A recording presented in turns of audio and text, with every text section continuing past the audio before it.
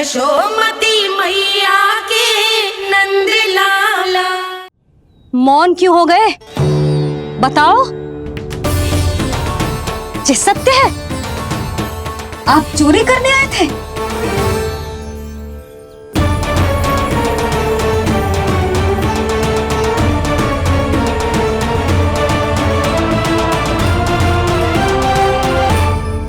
बच गए। बच गए।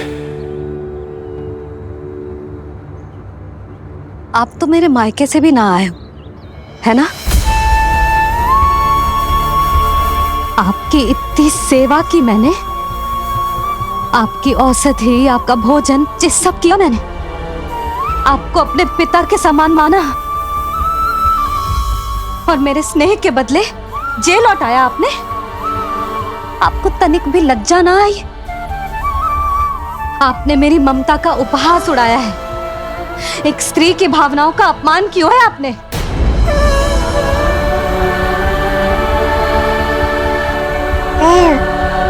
अब आप खड़े क्यों हो मेरे सामने?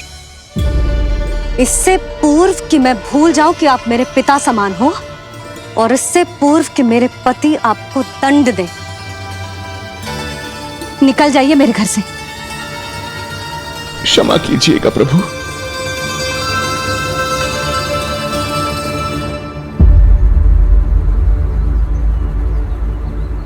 इसे ऐसे तो नहीं जाने दे सकते ना नंद। इसके कर्मों का कुछ तो दंड देना होगा इसे। दंड मिलेगा भैया। कंस देगो दंड देने। जब ये असफल उसके सामने पहुंचेंगे।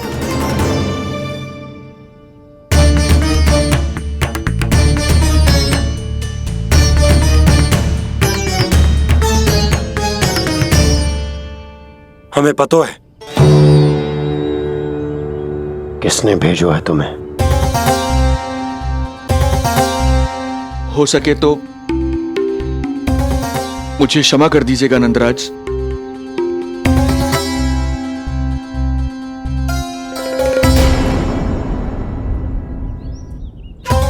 आप यहां से जीवित इसलिए लौटकर जा पा रहे हैं क्योंकि मैं हिंसा का विरोधी हूं, और मैं नहीं चाहता कि यशोदा को पता चले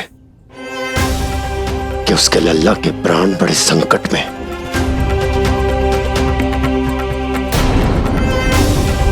पर अब ध्यान रहे महाराज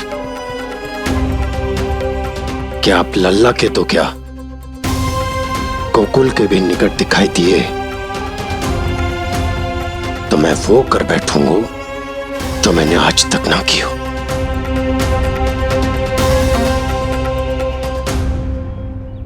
मैं क्षमा प्रार्थी हूं महाराज।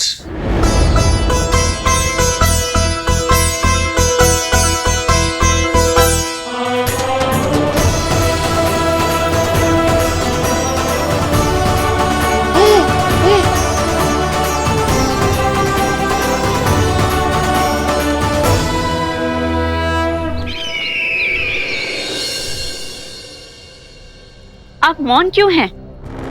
कुछ कीजिए। ऐसा लग रहा है कि आपका ये अस्त्र भी असफल हो जाएगा। इतने दिन बीत गए हैं, अभी तक लौटा नहीं है, ना ही कोई सूचना भिजवाई है। सूक्ष्म बुद्धि श्रीधर, इसके रक्त में पराजय है ही नहीं, क्योंकि वो शक्ति से नहीं छल से कार्य करता है। विष्णु जैसे छलिए के लिए सूक्ष्म बुद्धि श्रीधर से अधिक उपयुक्त कोई हो ही नहीं सकता। महाराज,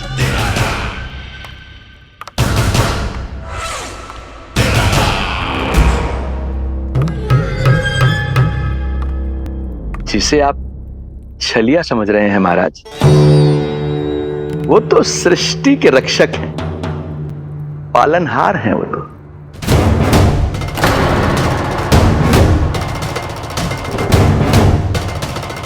मेरी बात मान लीजिए महाराज, उनके प्राण लेने का प्रण त्याग कर अपने मन के अंधकार के प्राण लीजिए। स्वीकार कर लीजिए उनकी कृपा। मस्तिष्क फिर गया है क्या? मस्तिष्क फिर नहीं गया है महाराज, बल्कि जीवन में पहली बार सही कार्य कर रहा है। और उनका सत्य आप भी जितना शीघ्र जान लेंगे उतना ही अच्छा है आपके लिए। कैसा सत्य? यही कि गोकुल में पल रहे उस बालक के रूप में स्वयं विष्णु धरती पर आए हैं।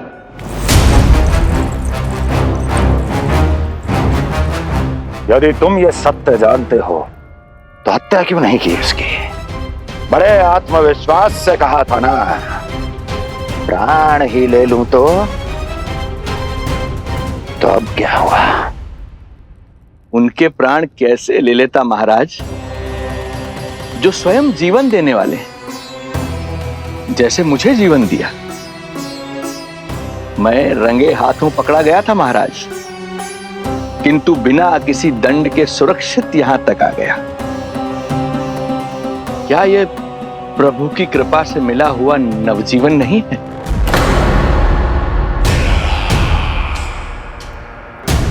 ये आपके सामने अपने शत्रु का गुणगान किए जा रहा है और आप अभी भी मौन हैं।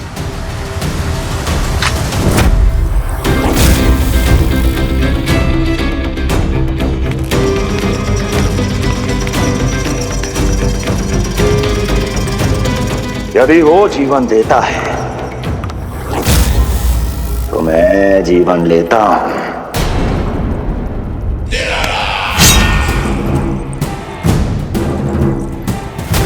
अब तेरा जीवन लूंगा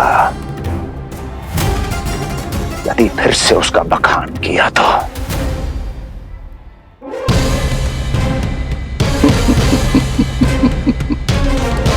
महाराज, आपकी इस तलवार का भय अब मुझे सत्य कहने से नहीं रोक पाएगा। श्रीधर, इससे पहले मैं भूल जाऊं कि तू गुरु शुक्राचार्य का शिष्य है और मेरा पुराना मित्र है, चला जा यहां से।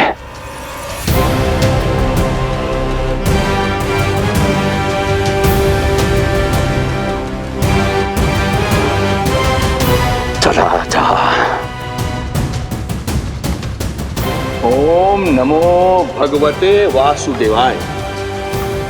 ओम नमो भगवते वासुदेवाय।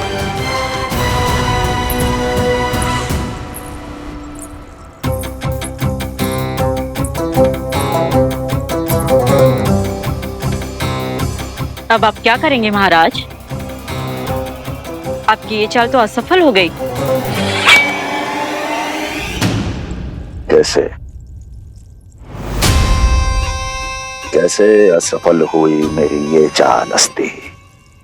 इसे विष्णु के अवतार का सत्य पता करने के लिए ही तो बुलाया था मैंने,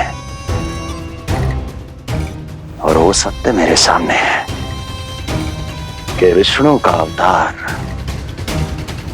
कौन है और कहां है।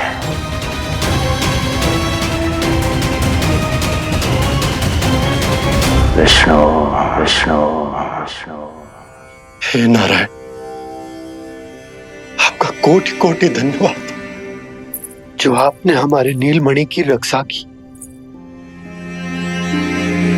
परंतु क्या होगा? हाँ,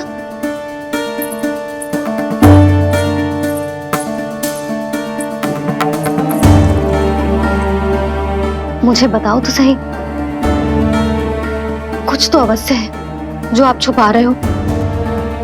आपको इससे पूर्व कभी ऐसी चिंता और क्रोध में तो ना देखो है मैंने।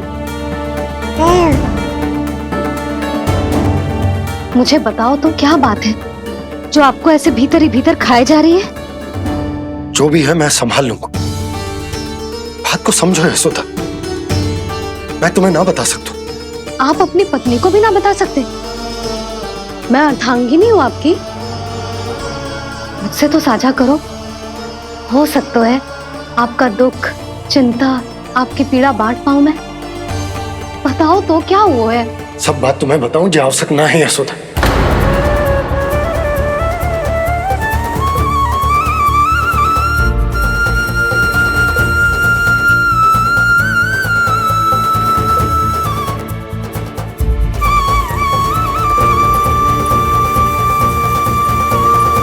यशोदा,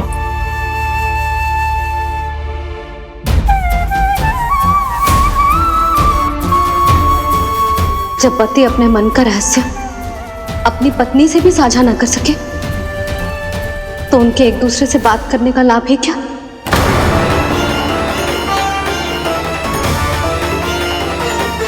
ये तो गड़बड़ हो गई।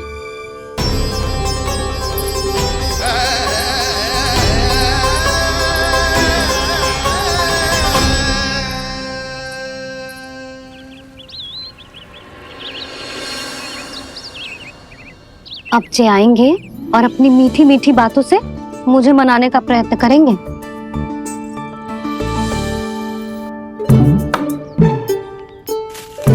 किंतु इस बार उनकी एक ना सुनूंगी मैं। हाँ, यशोदा, यशोदा, यशोदा, मेरी बात तो सुनो। यशोदा,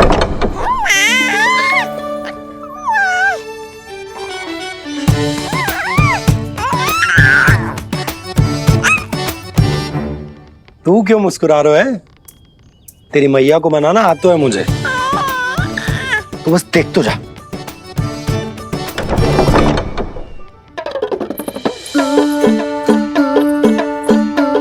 वाह, इतनी शीघ्र हार मान गए। तू क्यों मंद मंद मुस्कुरा रहे? क्योंकि आपका क्रोध भी बड़ा मनोहर है मैया। देखियो लल्ला, इस बार तेरे बाबा बिल्कुल ना मना पाएंगे मुझे। हाँ,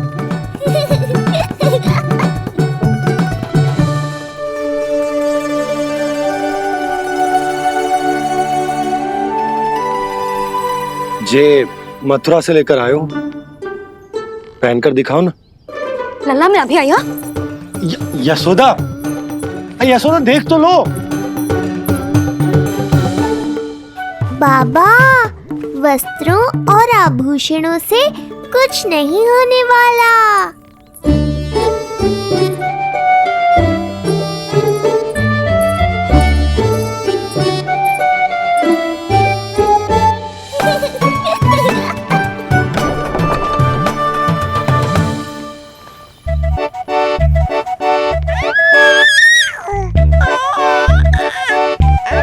तू क्यों खिलखिला रहा है?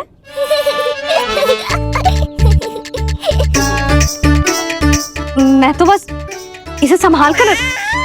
तू चुप कर लल्ला।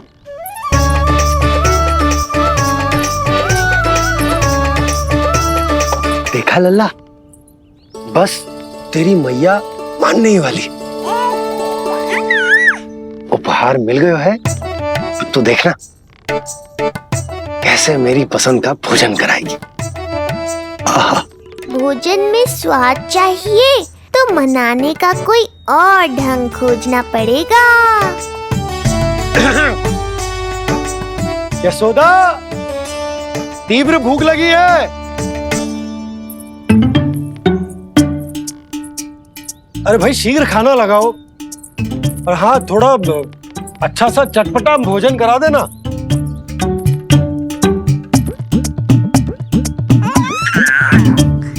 अब देखना अच्छे अच्छे पकवान लेकर आएगी।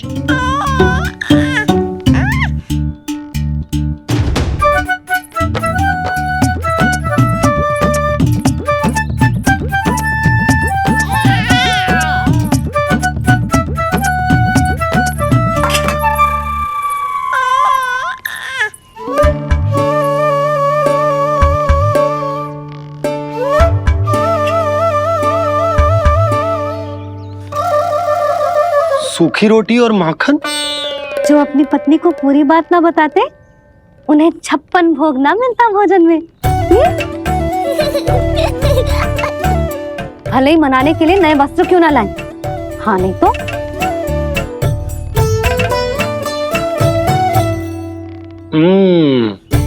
वाह,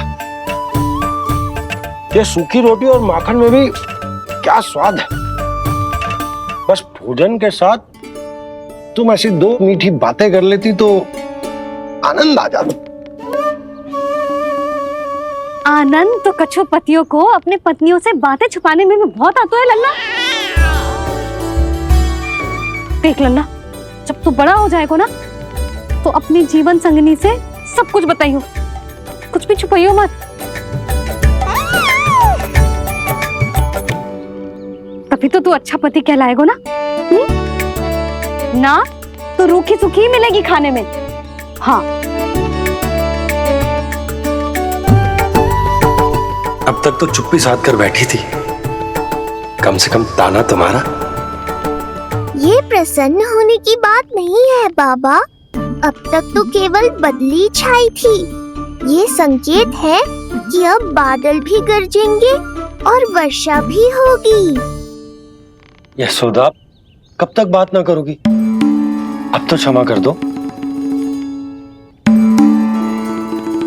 रानी भाभी, आ जाओ।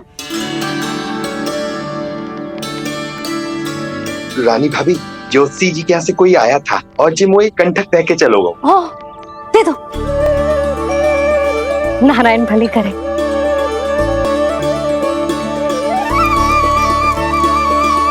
कंठक किस लिए? तुझ पर इतने संकट आ रहे हैं ना लल्ला, इसीलिए ज्योतिषी जी से कह के जो यंत्र वाला कंठक मंगवाओ है तेरे लिए।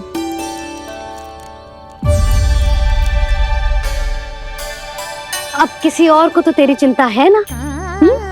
बस क्या बतानो है, क्या छुपानो है, यही चिंता रह गई है।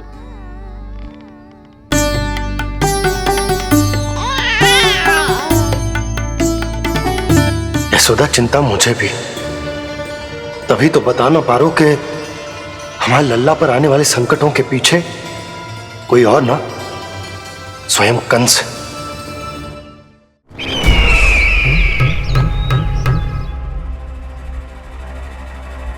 और उनका सत्य आप भी जितना शीघ्र जान लेंगे उतना ही अच्छा है आपके लिए। गोकुल में पल रहे उस बालक के रूप में स्वयं विष्णु धरती पर आए हैं।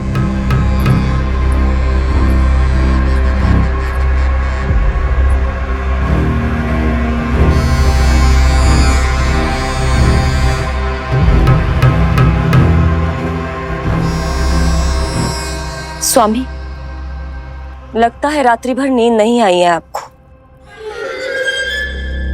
पूतना मारी गई, श्रीधर भी गया, केवल इसलिए कि आप देवकी और वसुदेव के समक्ष दुर्बल पड़ गए। संतानों के जन्म के लिए आपने उन दोनों को जीवित छोड़ दिया। आपसे छल करके वो दोनों आनंद में हैं और आप सही से विश्राम तक नहीं कर पा रहे हैं।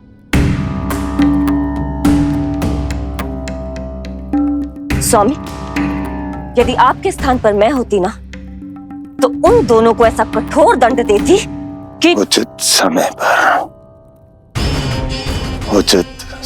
पर हस्ती। पहले मैं उन दोनों के उस मायावी बालक का वध करूंगा,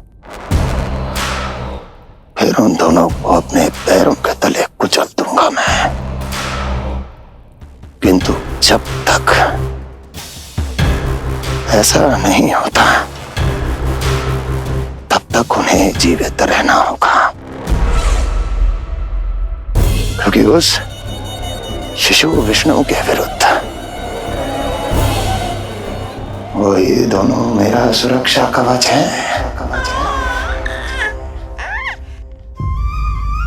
चिंता करो कंस मामा, आपका ध्यान अपने ऊपर से हटने दूंगा, तभी तो कुछ और सोच पाओगे।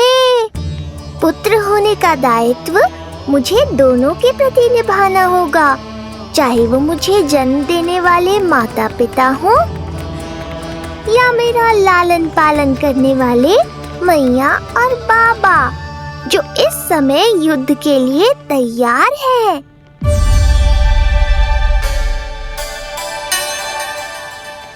कम से कम मुझे बता तो देती, ज्योतिषी से परामर्श ले रही हो, मैं ले चलता तुम्हें।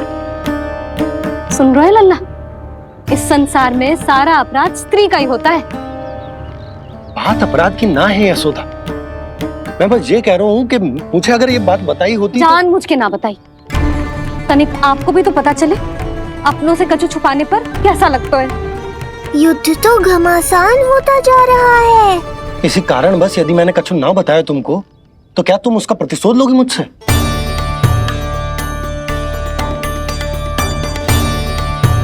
हे नारायण, ये क्या कहना चाहते हैं? क्या इतनी कठोर हूं मैं? लल्ला के लिए एक छोटा सा निर्णय तो लियो मैंने। अपने लल्ला पर क्या इतना भी अधिकार ना है मेरा? अब क्या हर बात पर अनुमति लेनी पड़ेगी मुझे? इससे पहले कि ये आंसुओं की वर्षा क्रोध की आंधी में बदल जाए, मुझे ही कुछ करना होगा। यशोदा, मेरे कहने का अर्थ। यशोदा, बात तो सुनो। सुनने को बचो क्या है अब? आप बस कृपा करके मुझे उन सभी बातों की सूची दे दो जिन जिन के लिए मुझे आपसे आज्ञा लेनी है। उठना, बैठना, खाना, पीना सब आपसे पूछ कर ही करूंगी अब। अरे आप बोलो तो। क्या हुआ? देखो आपने।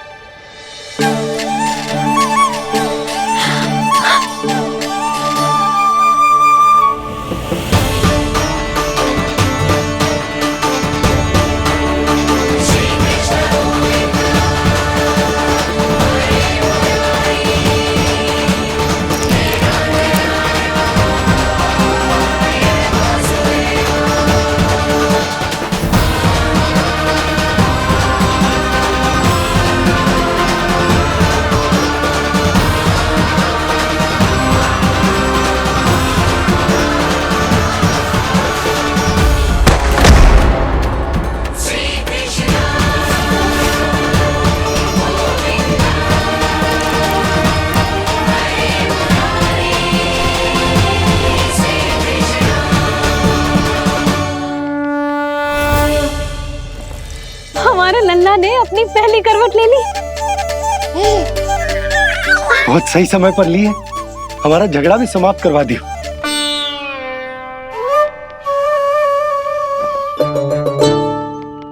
यशोदा भाभी, तुम दोनों ने क्षण भर की देरी कर दी। अभी लल्ला ने पहली करवट ली है। हाय, सच्ची? अब भोला जानकी, तुम पूरे गोकुल में मिठाई बंटवाओ। गोकुल के राजकुमार ने आज पहली करवट ली है।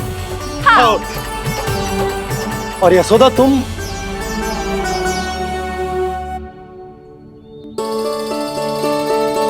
यशोदा,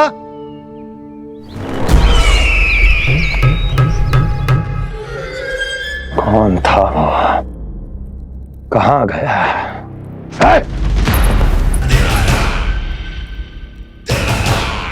कोई तो है यहाँ। ये आप क्या कर रहे हैं स्वामी? कोई तो था, किसी ने तो मुझे धक्का दिया है। ये संभव नहीं है महाराज। इस कक्ष की सुरक्षा इतनी कड़ी है कि एक चींटी भी बिना सुरक्षा जांच के भीतर प्रवेश नहीं कर सकती। किंतु ऐसा हो सकता है जब वो विष्णु अपनी माया का प्रयोग करे।